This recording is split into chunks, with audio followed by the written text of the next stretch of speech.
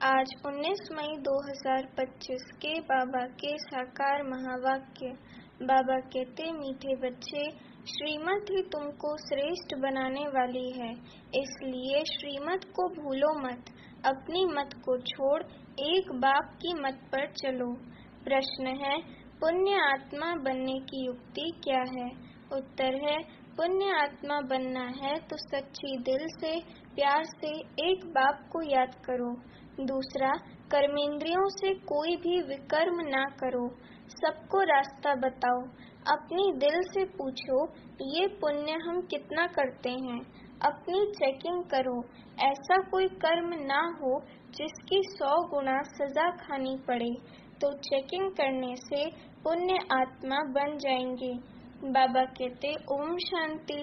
रूहानी बाप बैठ बच्चों को समझाते हैं।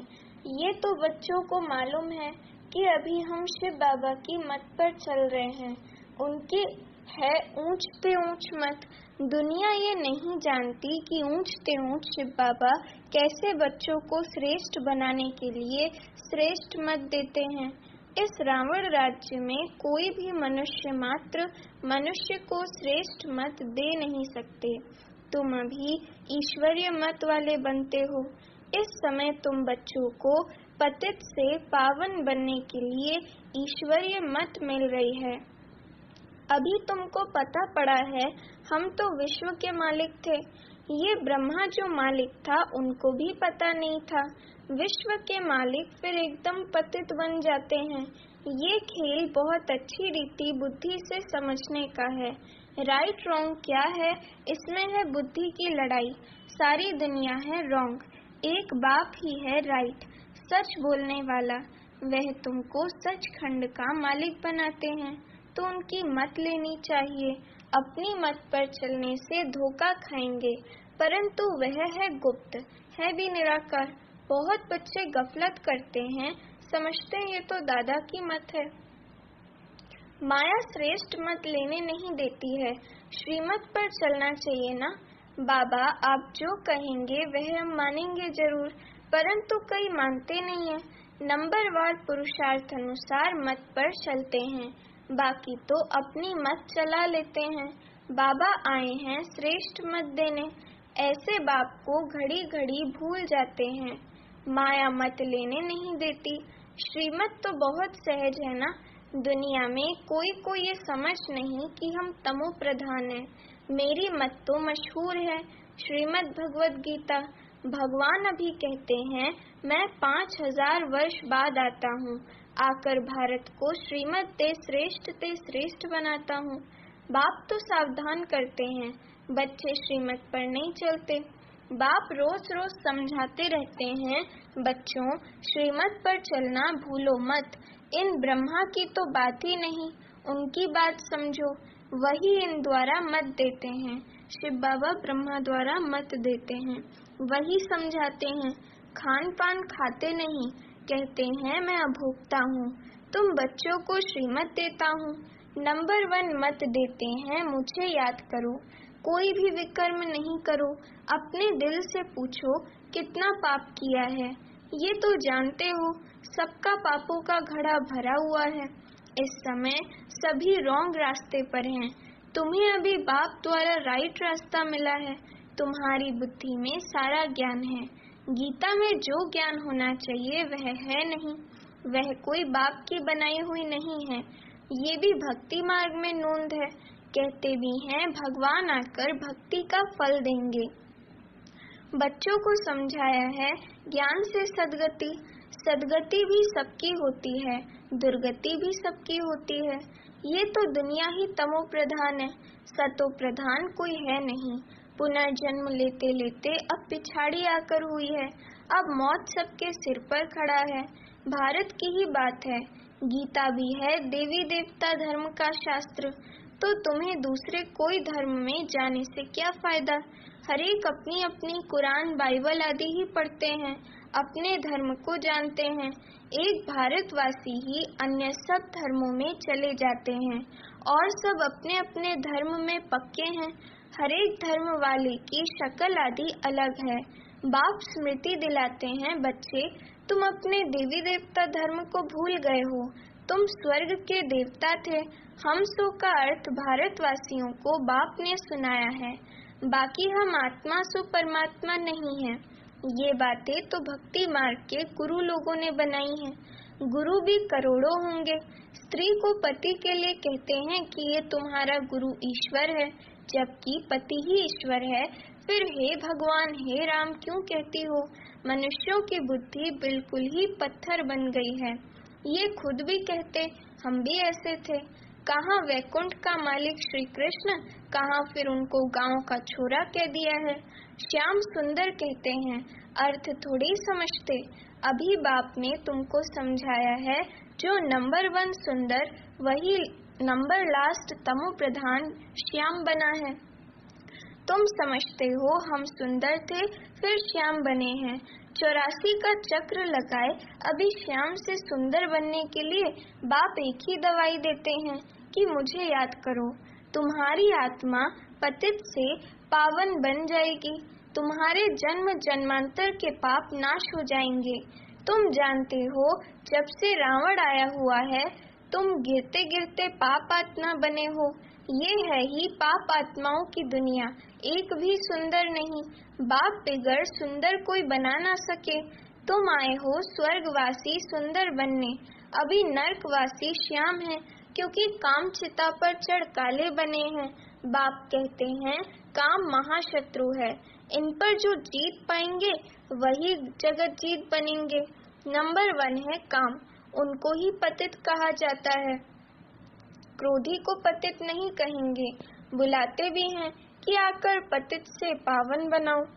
तो बाप आए हैं, कहते हैं ये अंतिम जन्म पावन बनो। अंतिम जन्म पावन बनो। जैसे रात के बाद दिन, दिन के बाद रात होती है, वैसे संगम युग के बाद फिर सतयुग आना है, चक्र फिरना है। बाकी और कोई आकाश में अथवा पाताल में दुनिया नहीं है। सृष्टि तो यही है। सतयुग त्रेता यहाँ ही है। झाड़ भी एक ही है और कोई हो नहीं सकता। ये सब कपोड़े हैं जो कहते हैं अनेक दुनियाएं हैं। बाप कहते हैं ये सब हैं भक्ति मार्ग की बातें। अब बाप सत्य बात सुनाते हैं। अब अपने अंदर देखो, हम कहाँ तक श्रीमत पर चल सतो प्रधान अर्थात पुण्य आत्मा बन रहे हैं। सतो प्रधान को पुण्य आत्मा, तमो प्रधान को पाप आत्मा कहा जाता है। विकार में जाना पाप है। बाप कहते हैं अब पवित्र बनो, अब पवित्र बनो। मेरे बने हो तो मेरी श्रीमत पर चलना है। मुख्य बात है कोई पाप नहीं करो। नंबर 1 पाप है विकार में जाना। फिर और भी बहुत पाप होते हैं। चोरी चकारी ठगी आदि बहुत करते हैं। फिर बहुतों को गवर्नमेंट पकड़ती भी है। अब बाप बच्चों को कहते हैं तुम अपने दिल से पूछो, हम कोई पाप तो नहीं करते हैं। ऐसे मत समझो हमने चोरी की व रिश्वत खाई तो ये बाबा तो जानी जाननहार है, सब जानते हैं। नहीं, जानी जाननहार का अर्थ कोई ये नहीं है।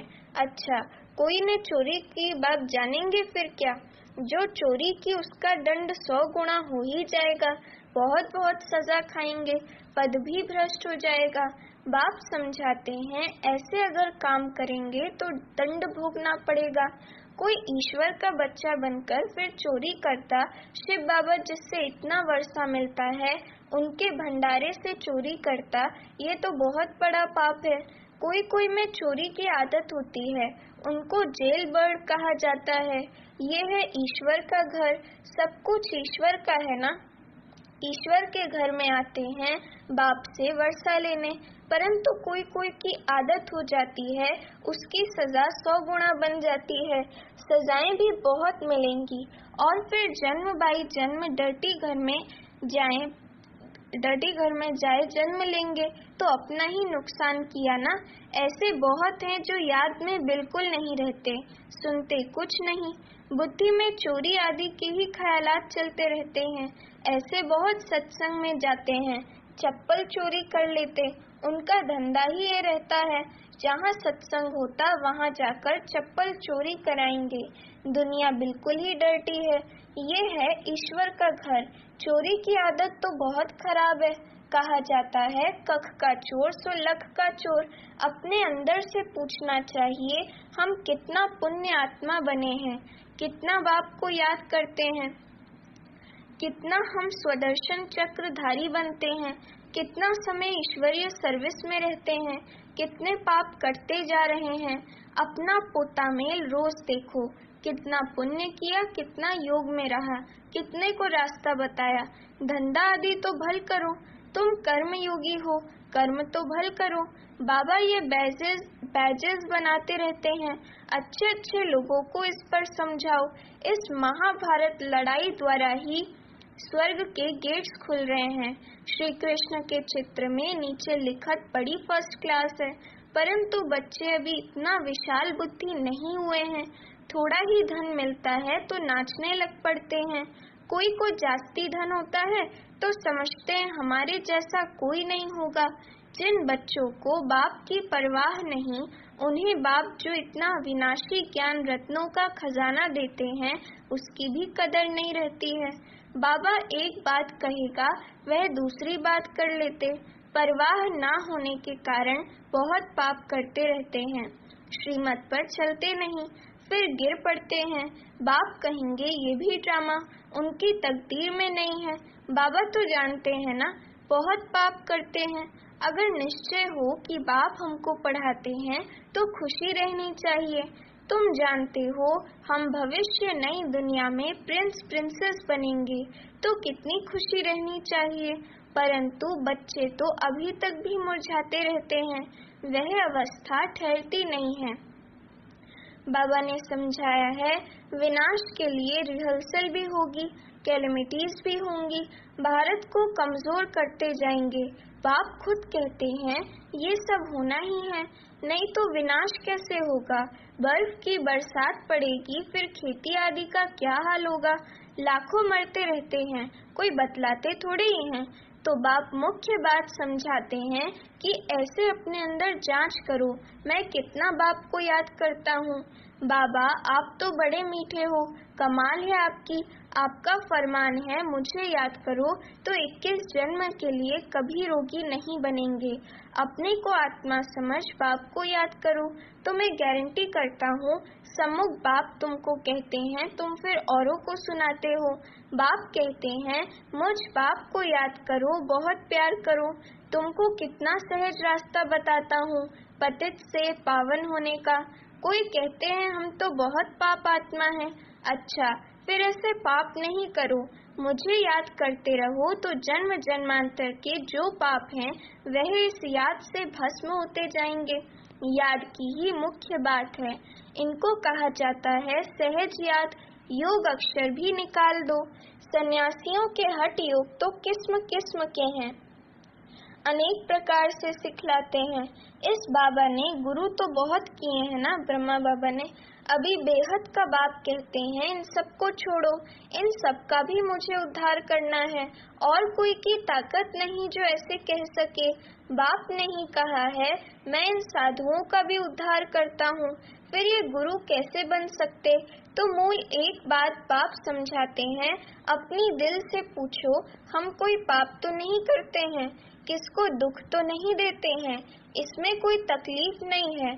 अंदर जांच करनी चाहिए, सारे दिन में कितना पाप किया, कितना याद किया। याद से ही पाप भस्म होंगे। कोशिश करनी चाहिए, ये बहुत मेहनत का काम है।